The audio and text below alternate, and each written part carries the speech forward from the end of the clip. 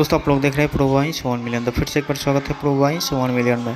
तो आप लोग बता दें खेसारी लाल यादव का बहुत ही ज़बरदस्त गाना आप सबके बीच में जल्दी रिलीज होने वाला है, जिस गाने को दिखाई देंगे कमल सिंह। और आज की इस वीडियो में हम इसी गाने के बारे में बात करेंगे, जो कि पूरी जानकारी के साथ बताएंगे।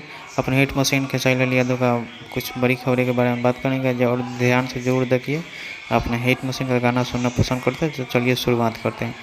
जी हाँ दोस्तों, आप लोग को बता दें कि बोका म्यूजिक से गाना एक रिलीज हो चुका है अक्षरापुर जी के साथ, जो कि लोकेशन बहुत तस्वीर, जो कि वो गाना को 6:30 बजे रिलीज कर दिया गया है। एक बहुत ही ज़बरदस्त गाना है जो।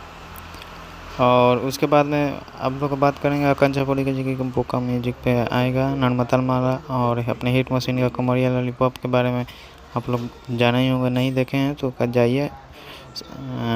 सारेगामा भोजपुरी पे मिलेगा आप लोग को, और 1 नंबर ट्रेनिंग में आ चुका है वो गाना। जब तक मैं जय हिंद जय भोजपुरी।